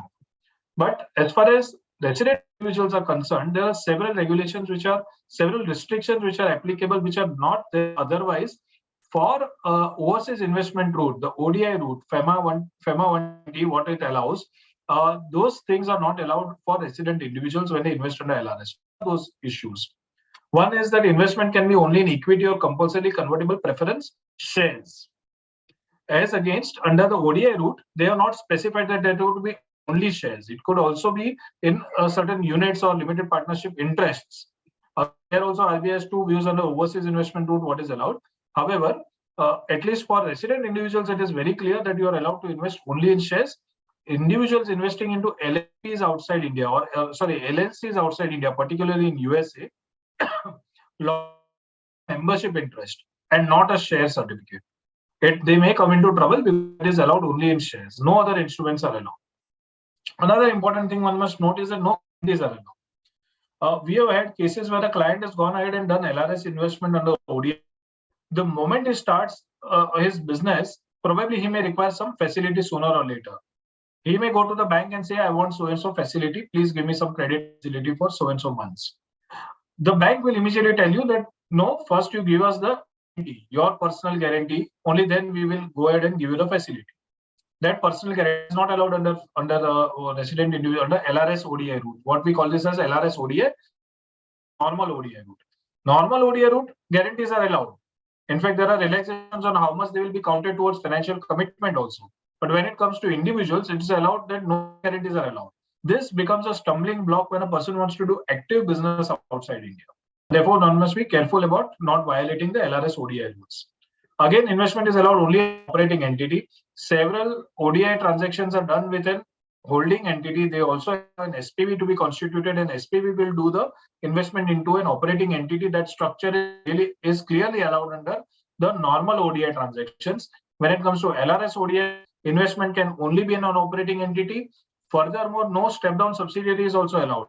Effectively, no SPV can be created, no step-down subsidiary can be created. It becomes a stumbling block because a lot of people, once they do an LRS ODI, they feel they're free of FEMA. One must tell them, no, you are not free from FEMA because as long as you're doing LRS ODI, you are prohibited and to do these transactions essentially you are only allowed to operate through one single operating entity. Further, no pledge of shares, no non-cash remittances, charge on domestic or foreign assets is not allowed, write-offs are not allowed. All these are the restrictions on the LRS ODI, which to my view become almost useless for any particular active business except for professions. If a chartered accountant is allowed to do business outside India, then if he goes and sets up a company outside India under LRS ODI, probably he may not need any facility, probably he may not need any step-down subsidiary, probably he may not need to pledge shares. Therefore, that kind of professional probably activities may be okay. But when it comes to an active business where you need to take facilities, you may be hampered by the LRS ODI regulations. Bear in mind, any violation which you do under the LRS ODI regulations, violation done by that particular individual. Unlike an ODI route where the company is doing the ODI investment or an LLP is doing the overseas investment, the violation is done by the LLP or the company. There is some limited liability, limited liabilities associated with those entities. There is no limited liability to that individual. The notices also will come to that particular individual. Therefore, LRS ODI is something which one must take into account all the restrictions. Only if they are possible to do their business, then only. That don't look at it today. Look at it a year down the line when you want to do business. Will you be requiring any of this? Will you be violating any of these rules? If so, then better not start off only today from doing so, because under LRS ODI, you are not allowed to even exit in less than 1 year. You keep that investment for 1 year and you can't exit within 1 year. Therefore, again, there will be issues. Again, they are not allowed to invest into businesses which are into real estate, banking, or financial services activity. Business of holding portfolio shares is also covered as a financial services activity. A lot of clients come to us asking that, can I operate or own a company outside India through which I will hold investments outside India? No, it is not allowed because it is a financial services activity business. It has separate rules under overseas investment. Under the normal ODI rules also, it is a proposition to do because of the NBFC rules within India. But as an LLC, not allowed. Rest of the points are already common points. Investment definitely has to be through the banking route. Use of credit cards or cash withdrawals to open companies is a clear violation, not under LRS ODI only, but also normal violation. One must be very careful. Again, the gifting of shares, I understand there was some query also regarding that. Gifting of shares by relatives or non-relatives may not strictly within the RBI intent. Better to go through LRS ODI route. That, as I already explained to you, is meant for portfolio shares. It is not allowed to operate an ODI company through that gifting route. Well, remain the same. These are the compliances. The major part, as all compliances are very similar to those which you would do under a normal ODI route. The only point is that for LRS ODI, you don't require to file an FLA form, a foreign liabilities and assets form, which is to be submitted every 15th of July. That is not required as long as the investment is made an individual. Already explained to you that disinvestment is allowed only after 1 year. Disinvestment proceeds are to be repatriated to India immediately and not in any case later than 60 days. No write-off shall be allowed. Disinvestment also has to be reported to the designated AD bank. What happens in case of a change of residence? Say today, as a resident, I have invested outside India under the LRS ODI. I have opened a company outside India. Tomorrow, I have shifted out of India. What happens is that your investment was made under the LRS ODI route. The records are there still with the RBI. You have become a non-resident, but the investment technically is still under the FEMA purview. Therefore, the compliance may still be required. The only way out is that you may need to inform the bank. You may need to tell them that, can you cancel the UID because I have now changed residence. They may not allow it if the investment is significant. I understand they are saying that you sell off and bring back because the investment is under LRS ODI, which has been sold off, the funds have to then come back to India. Therefore, they may not allow you to exit or change the UIN. This is in sum and substance. As I explained, you have to be very careful. But apart from this, under FEMA, there are certain other issues which one must really watch out for. And overall, my topic today deals with, I thought, let me capture, as I already explained to you, now FEMA is in a than FERA, because prosecution which was now absent is now part of it again. And if the investment is not in line with FEMA, the consequences even may require to seize. Seizure of equivalent assets may also happen in India. This is where I was telling you the section 37, which has been brought in by the Finance Act 2015, along with the set of Black Money Act and everything, already been applied by the Enforcement Directorate, and in a few cases, seizures have also happened in India. So one must be very careful. The provision is very broad. It says not in line with FEMA. What is not in line with FEMA? The Enforcement Directorate may say tomorrow that you are not complied, you are not filed the APR form, not in line with FEMA. Can they say that? It sounds very ludicrous, but it can become a concern. Penalty and prosecution is definitely there, but you also have consequences under Black Money Act, which are the tax consequences. Any non-disclosure, automatic penalty of rupees 10 lakhs. I will just take you through those issues also under tax law. But first, because I have some time, I'll just deal with the issues which are there under cross-border investments. What has happened is, in our experience, we have seen that a lot of clients are gung-ho about going and investing outside India. No, we are seeing a golden opportunity. We want to go ahead and do. What they don't factor in are the hidden costs. Try to get a document in UAE. Look at how much charges do they charge. What are the consultancy charges when it goes to outside India? Nobody gives an answer even without first the payment of fee being happening. So these are the kind of hidden costs which one must be careful about. Person invest outside India, then they get stuck. They say we don't have your funds, you comply with the laws outside India. So one must be very careful, understand what are the compliances outside India. Maybe it may be a cost to actually get that advice from a foreign consultant, but do invest in that. Otherwise, what happens is that you go blind. And then tomorrow you realize that no, there are 7 compliances to be done. And those 7 compliances are actually costing more than what my business is. And then you can't get out, and you therefore violate the law outside India, also violate the law in India. So something which is, done out of enthusiasm may come back to hit you. So be very careful. Look at the economic strength and vulnerability of a country. Dubai economy has collapsed multiple times over the last, maybe 50, 60 years. We don't see it. We go there and see glitzy towers and we feel that the country is running very well. You must understand that a fragile country, clients have come to us asking that, can we invest in Iran? What do you do with that? Once you've invested, you get stuck. People who invested in Ukraine, they have got stuck today. They are not even able to enter the country. So these are the kind of political risks also one must bear in mind. When you are advising the client, try to see if the client will listen to this holistic advice, because that will be much more beneficial to them in the long run. Tax havens are under the scanner. There's a presumption of guilt if you go through, say, a Liechtenstein or a Seychelles structure. They will assume that this is your black money. They will start with that. And there are unfortunately certain laws on those countries, like for example in UAE, there is an automatic capital which is you make an investment into a foreign zone over there. Now, once you do, the funds have also not gone. Bank account is not opened, but you are shown that you have 50,000 dirhams of capital outside India. What does the investigators here presume?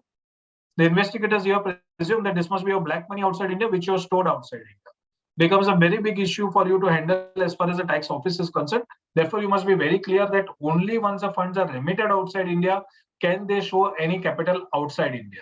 Otherwise, and becomes a agents and advisors there, they don't listen to all that. They are not concerned with Indian law. Should they be concerned? One must also keep in mind that even if audit is not required outside India, you must bear in mind that the accounts are prepared properly. If necessary, a person from India or a consultant from India reviews those accounts and maintained, because those accounts can be called, because it's an individual or a company from India which is investing outside India, those can be called for it. Officer has a full right to do so. And if the accounts are prepared properly, they may not question. Otherwise, they will go into fact that you can't take a defense that no, that country doesn't require, so I have not done it. That does not help you in the investigation proceedings. Please bear in mind, foreign laws also have to be adhered to. I have already told regulators, courts, and their powers are powers. UAE courts are known that they are, you can't have any defense. You can't go and defend because you don't know Arabic. The courts are only dealt with in Arabic language. The courts, as your lawyers only will argue in Arabic, you will not understand one word I'm saying. If that be the case, be very careful about how the investment is structured.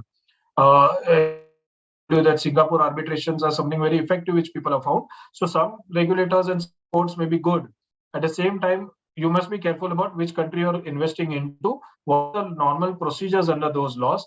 People have got, kind of defrauded also by partners in those countries, and you have no leeway. You have no leeway because the person into say an African country, the partner there may usurp all the funds. You can't do much. If you go there, you may get lost also. So you bear in mind that one must be very careful. Tax issues, estate duty is there in the foreign country. Increased focus on the offshore entities where you are owning the properties. Tax credit for Indian taxes are based on different computations in those countries. Like a house property here, you will get a 30% flat deduction. You may not get there. So again, the tax credit issues may appear in that foreign country.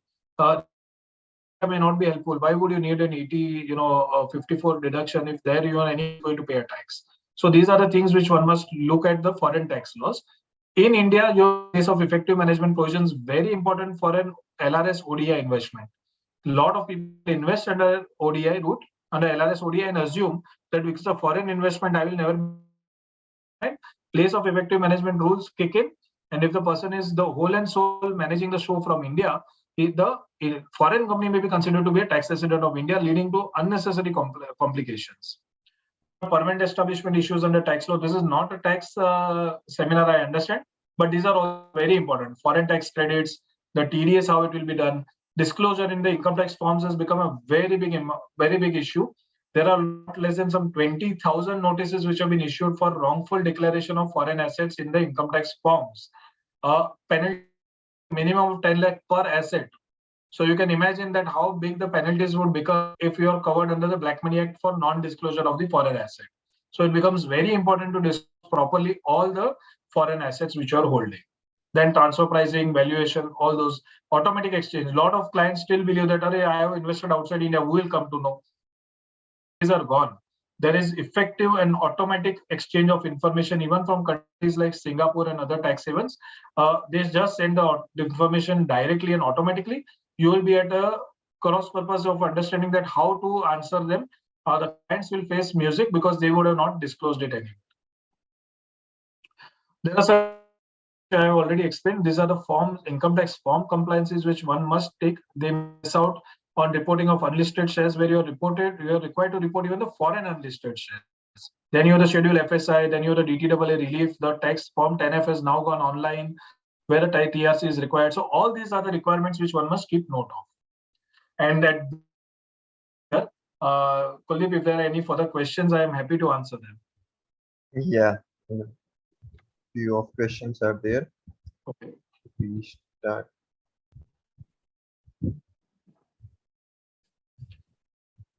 Yeah, this is from Afsar Siddiqui from Mumbai. Okay. Can an Indian entity reimburse on behalf payments made by the foreign holding company? No, not unless there's there's a basic provision under FEMA. Indian resident cannot make any payment on behalf of a non-resident. On reimbursement, if there's a proper expense of the Indian company, which it is now reimbursing, that's a different story. However, if it's an expense of foreign company and they are just reimbursing within India, there are certain leeways, but not essentially that you as a trend and continue doing it for a very long period. It may create a violation within India. Next from Venkatesh in Mumbai. E has invested in a company in the US. The company is not sharing the financials. How do we file the APR? That is where I was telling you that one must be very careful when they invest outside India. They invest into a company and the company just does not share the information. The partner does not share information. If that happens, you are strangulated because you are allowed under Indian laws to not file the APR. In these kind of cases, one person may try their best to exit that kind of investment and show that they are, because it may take a few years to even exit it. And then the company RBI will say that you did not make any effort to exit it. However, otherwise, an investment details are required. You may enter into violations, unfortunately. At the best, when you go for compounding, you can show that you attempted to get those details and the foreign partner did not give you those details. That kind of, may give you some, relaxation as far as compounding fee. Otherwise, there is a violation which is definitely conducted. Next from Mazhar from Lucknow. Suppose four family members open a bank account in UAE and remit $1 million to purchase immovable property in Dubai. The Dubai builder is ready to accept payment in 4 quarterly installment and purchase transaction is completed in a year. Is this permissible? Yeah, so let me explain what do I mean by payments not happening, payments that cannot be made in installments. This is a good question. See, there may be cases under construction, and there the agreement very clearly says that every quarter I'll be demanding these funds from you because my progress of the structure is happening in just like in India when we buy, right? There's a plinth level, then first floor, then second floor. So at certain levels you're supposed to pay. That means that you are actually due to make that payment only at that particular time. You're not entering into any commitment to that builder. You are saying that my due only is now, so I'm making the payment now, so that is okay. As far as this particular question is concerned, they are saying that the funds are already lying outside India. They're $1 million.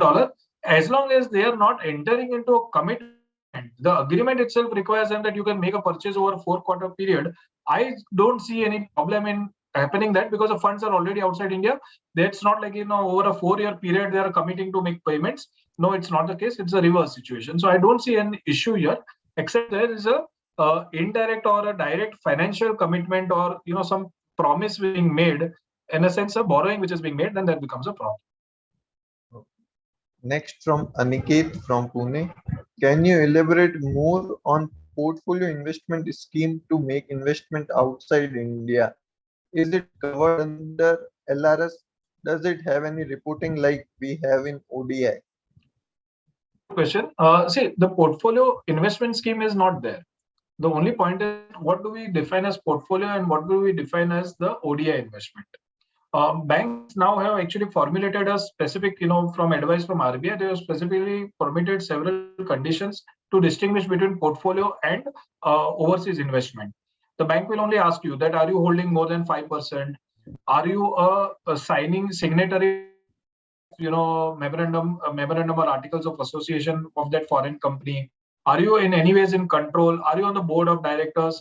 If so, even though you may hold only to be another overseas investment tools. Or if you otherwise you don't hold any control, you don't have any say, then it can be that yes, up to 10% it should be allowed as a portfolio investment. There is no clear definition under the RBI. These are definitions the banks. There are transactions which are considered under the portfolio investment statistical department. So when you go to file the FLA form and others, you will notice that these are actually not forms issued by the FEMA department. It is by the statistical department of RBI. And there, if you look at the statistics, I had to dig deep into, but I could find out that there is a leeway. What they said is that up to 10% you would consider as portfolio. Beyond 10%, even if it is considered that you have no say, be considered as overseas investment. Same way, the conversely, as long as you hold even 1%, but you have a say in the in the running of the company, it will still be considered as overseas investment. So it's more of several factors combined and not a rule that you are allowed to do so or not. Under LRS, what you have been allowed to do are the specific investments into those which are supposed to be under the portfolio investment. And therefore, you cannot have control, say, when you invest in certain units or shares outside India. If you do so, then you bet under the ODI. It does not have any. Yes. LRS is one thing where you don't have any such reporting. It's not like some reporting. Under the ODI route, definitely there are reportings which I already explained. Under LRS ODI, there are various restrictions like no pledge, no write-off, etc. But if an individual person requires those facilities, then how to do it?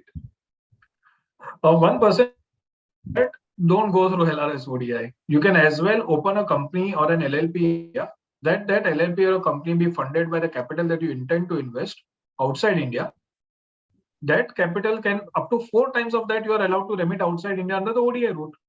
I would prefer that if you, in case you have to give a pledge and or you have to, or maybe tomorrow you may face a write-off, then LRS ODI route, in my view, has been scuttled by RBI. It was originally allowed under LRS scheme, has totally been removed, and they have brought in several restrictions. Very cautious before recommending that route to to clients, especially because clients have a mentality that once invested outside India, FEMA ko bhul jao. you are fine. You don't have to care about FEMA. That's not the case. Now from Sharmishta Menon from Kochi. Money in bank account in India belonging to demised husband. Can it be transferred to the wife who is resident outside India? Yes, I believe Viren will take up that case. Yes, it is clearly allowed. There is a remittance of assets regulations where they are clearly allowing that widow can remit out of India. I believe the $1 million limit is applicable even there, but it is allowed to be remitted out of India. The banks are generally aware. If they are not, then those regulations will have to be shared with them. One important point, which if you don't mind, Kuldeep, I'll just explain here, is that you must understand that all the transactions have to go through an AD bank. When you have to go through an AD bank, the bank itself also has several requirements. One must keep note that what are their requirements first, because you may end up that tomorrow I want to make a remittance and then they come back saying that you give me a 12 documents and then you are stuck. So you must always be careful about what the bank's requirement is. Oh. Next from Ankush Pava from New Delhi. If an individual resident buys shares of an overseas listed company, what are the compliances that will be required? Does the person need to file APR? As long as those shares are portfolio shares, meaning I'm assuming here is an overseas listed company, the shareholding may be 1 or 2%. I am assuming they are portfolio shares. There are requirement of compliances. Essentially, you will have to file Form A2 and an LRS declaration. You will have to give the investment outside India into these shares, and that's it. The person does not need to even file an APR form. Now, Mazar from Lucknow. For a PUEM to be applicable in India, is there any turnover limit of the foreign company? Yes, there has been a circular which has been issued for place of effective management. Of effective management provisions don't become applicable until the turnover limit crores. But please bear in mind that if you are making profits in that foreign company and all the directions or all the decisions are being taken from India, then you may constitute anyways a business connection or permanent establishment in India. You don't need POEM for that. POEM is for a foreign company. Bear in mind that foreign company can also have a business connection, permanent establishment in India, and therefore again the incomes could be taxed in India. POEM that one has to look at, they have to look at also these other provisions. Now, I think we're done with the question with this great session. Though no new questions there, I think. So we have done with though. That was a great session, sir, by you. And, I hope it and has been useful. yes, it's very much useful for all the professionals. And on behalf of everyone present, I want to thank you for sharing your expert views on the topic. We really appreciate the time you gave us from your busy schedule. Hoping to hear from you again and have a nice day, sir.